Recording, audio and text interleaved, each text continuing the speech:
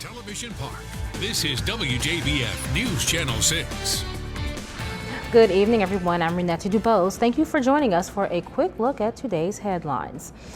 The South Carolina Highway Patrol is investigating a deadly crash in Aiken County. It happened this morning on I-20 eastbound near mile marker 24. Investigators say the driver of a Ford SUV traveling at a high speed ran off the side of the road.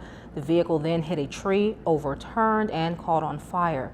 Both the driver and passenger were killed. Their identities are not known at this time.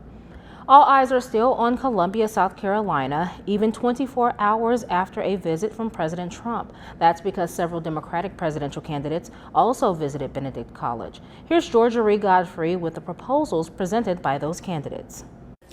Senator Cory Booker and Congressman John Delaney were just a few of the guests to take the stage in day 2 of the Presidential Justice Forum, highlighting issues like the legalization of marijuana and incarceration rates.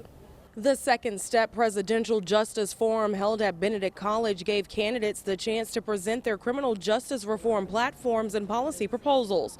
The conversation is a continuation of the First Step Act, which was signed into law last year. The law creates programs for released inmates to help them re-enter society. Many of the speakers outlined what their second step would be. So I'd want a massive increase in funding for public defenders. I would want to get rid of mandatory minimum sentences.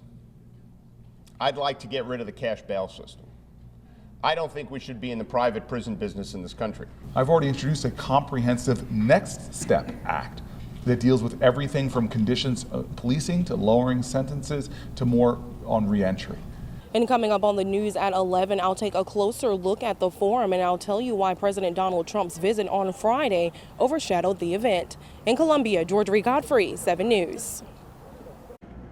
Housing Secretary Julian Castro and Tulsi Gabbard will also participate in day 3 of Criminal Justice Forum. It's day 2 of the annual Jack-O-Lantern Jubilee in North Augusta, and every year the holiday theme event gets bigger and bigger. It's on Georgia Avenue. Tonight's event features performances from Whiskey Run and the Spin Doctors. The free event includes rides and games for the whole family. No tents and coolers, though.